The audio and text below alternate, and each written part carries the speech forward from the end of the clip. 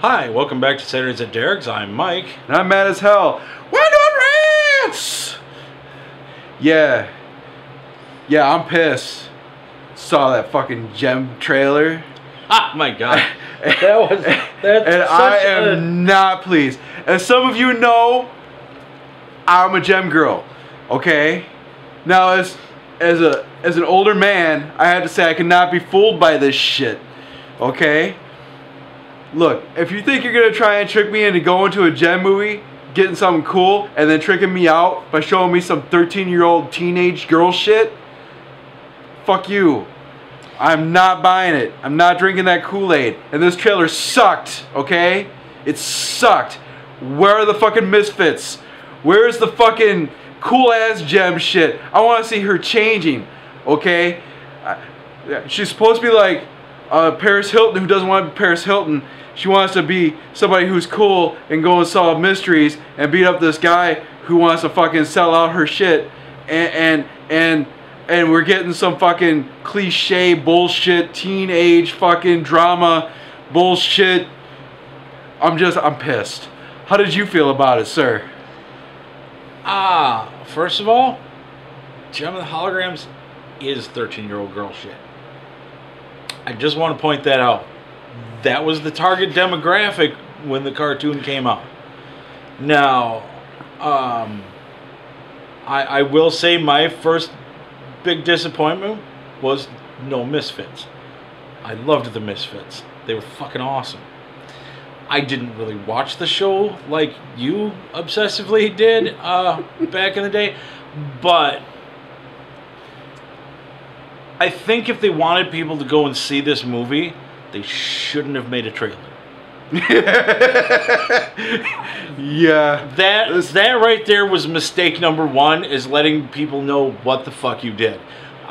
Because you're right, other than the surface veneer, it really has nothing to do with the cartoon.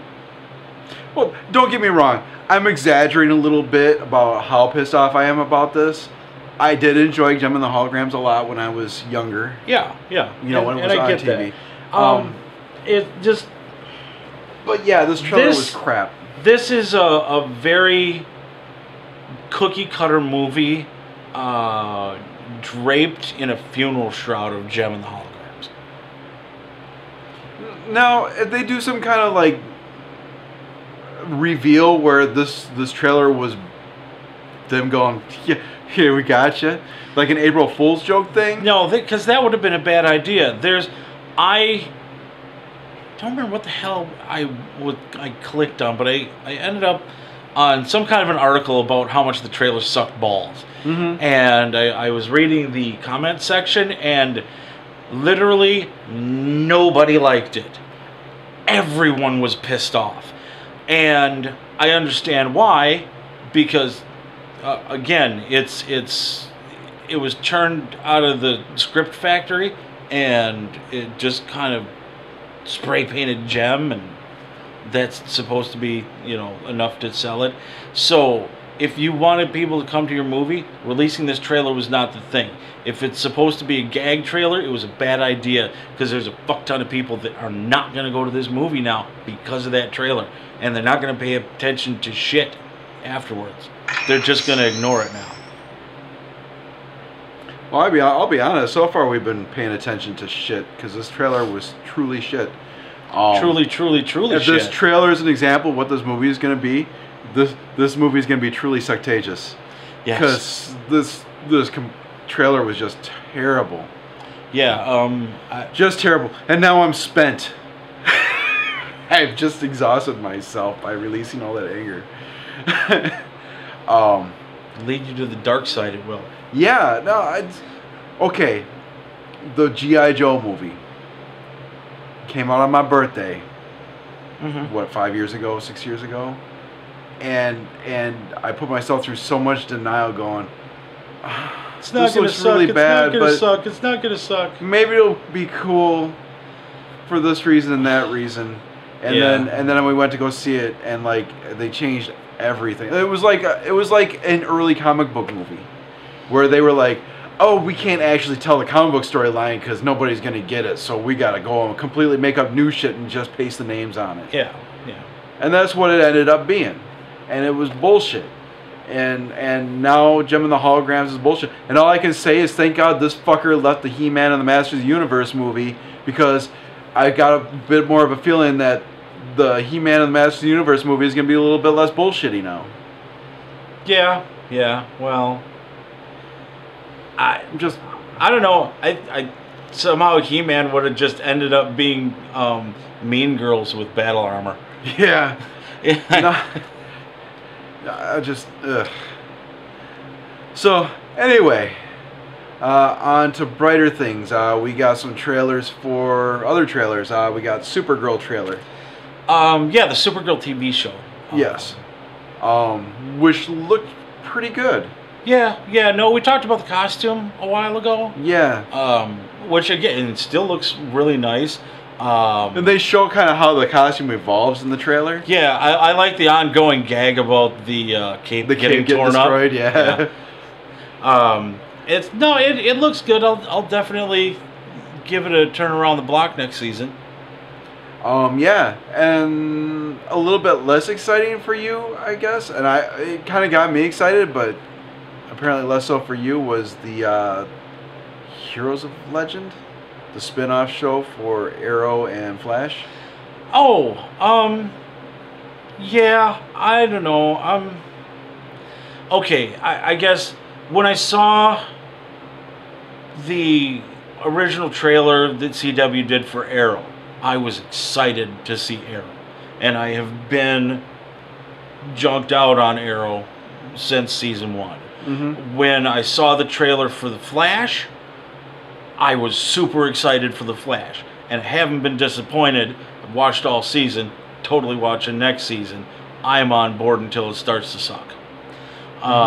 This didn't excite me that much. I mean, I'll watch it because, maybe the interesting elements weren't really in the trailer, or at least not interesting to me. Does it maybe have something to do with the fact that they're trying to do kind of a Justice League thing, but it's not with the Justice League? No, it seemed a little too silly and a little unfocused. I really didn't feel like I got a feel for what the show's sensibility was going to be when I came away from it. Mm-hmm. So I don't feel like I'm sure what the show is going to be, so I don't feel like I can't really form an opinion on it yet. You seemed a little excited when they mentioned the main bad guy's name. It wasn't terrible, but it wasn't great either. It was just kind of neutral, and I'll watch it and hopefully it's good. I mean, they've got a good track record so far. But yeah, who knows? Well, you got Brandon Routh, who's always cool, and you got Chipmunk. Oh, right, White Canary. Yeah, White Canary. Yeah. Sarah, who was Black Canary on Arrow for the first 2 seasons, and she got you kind of excited, and you did seem to get excited. It's nice to see her back. You did seem to get excited when they mentioned the lead bad guy's name. I can't remember his name now. Yeah, me neither. Which I wish you wouldn't keep bringing it up because I'm looking stupid now. But yeah, I mean, it looks like it'll be interesting. And like you said, the WB or CW or whatever it's called now has had a really good track record with their DC licensed shows. So yeah, I'm cautiously hopeful, but the trailer definitely didn't sell me. What else has been going on this week? Well, we saw Mad Max. Oh, yeah. Yeah. Oh. Yeah. We're going to save that. You know what? No, let's just do the review now. Okay. Fuck making a separate episode. We got 8 minutes left. All right. Holy shit! Yeah, Jesus Holy Christ. fucking shit! Wow. This was so good. This is the best action movie I have seen in a long time. Yeah, this it was almost perfect. better for me than the Avengers. At least on par with. Yeah, well, Avengers 2. yeah. At least on that level, and even more so that this movie had very few CGI effects. It was almost completely practical, and you got to kind of appreciate that. And it wasn't, and it's not a comic book movie, so it doesn't have a shitload of backstory to base it on, and it was just absolutely amazing. I feel like, compared to the more indie-ish kind of way Mad Max movies tend to be, compared to huge studio blockbusters that Marvel movies are, that pound for pound, Mad Max Fury Road was more of an achievement. Yeah. It cost about $170 million to make, I think. Okay. But yeah, I mean, if you're looking to go and just be completely spent by an end of a movie, this one is the one to go see. It is. It is utter nonstop action from the opening credits right through to the end. They give you 2 or 3 like breathtaking moments. I mean, moments where you can take a breath. Yeah, but they're really short breaks, and frankly, they're just kind of setting up. Crash, smash, boom, fight. Yeah, and those breaks are just setting up the next action sequence. Yeah. I mean, it was just mind-blowingly awesome. Yeah, no, blew my hair back so hard. And if you get a chance to go see it, my hairline receded. Fucking A. If you get a chance to go see it, not just in a movie theater, if you like action movies, you must see this in movie theater. We saw it on the Marcus Ultra screen. I think we should go see it on IMAX. Yeah. I think we should just spend the money and see this movie on IMAX. It's that good. I want to see it again. I wanted to go back and see it again, the next day. I wanted to take a nap because I was tired. I was just like my feet were up.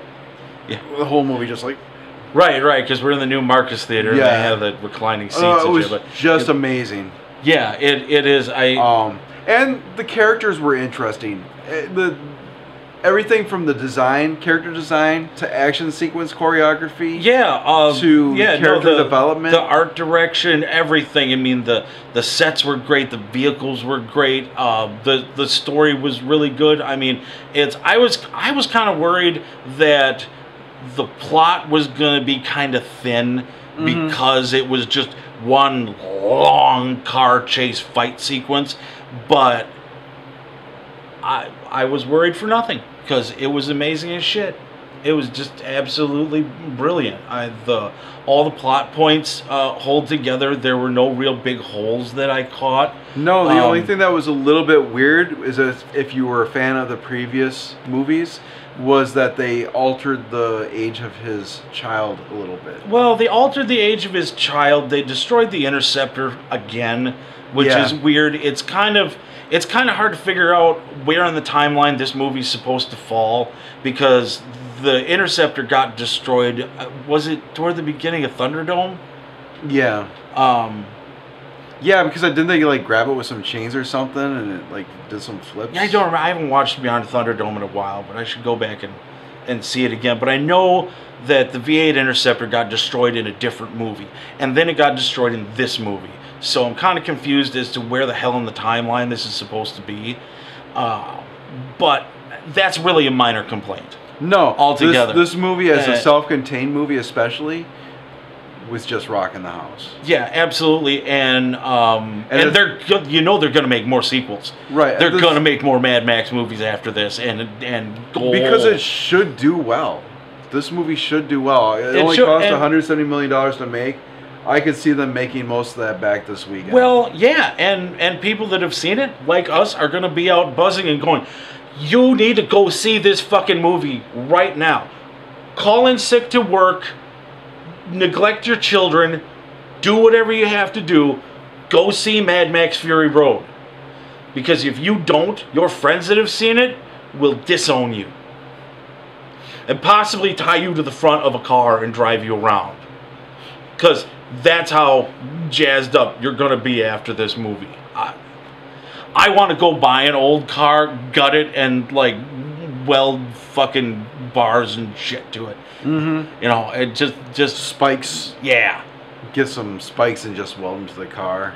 Yeah, headlight shields and shit. I just fuck this one. Go get it. Now, you know, and now I'm even more fired up about the video game. Go get one of those freaking arm scoop things. Take the scoop part off, cut a big chunk out of it that's car shaped, that's car size, and weld that to the front of your vehicle. Yes. So that you got like the spikes, the claw parts hanging like this, so you can grab another car and just just spike up into a rear end and jerk back and forth. Yeah, we need to not do that because we will go hit other people. Well, and well, it's only going to be a few more months, and that game's going to be out. And you know, and I was fired up for that before, and now I'm extra fired up for it. This movie was so good, I want the apocalypse to come.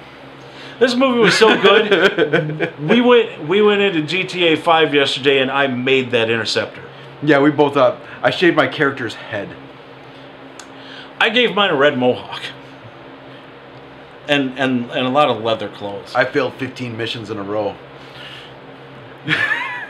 Because I was too busy shooting other things and police would show up. Right. It's then just I get shot to death. Oh God, I cannot say enough about this. I have to see this movie again, and again IMAX. I want even an even bigger, more overblown, like stunning fucking experience out of this. You know, I want to milk this movie for everything it's worth, and I will happily throw money at George Miller, man. Fuck yes. Absolutely fuck yes. Well, that's our time. That's our show for this week.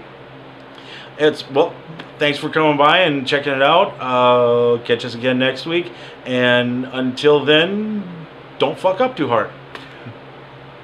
Toodles.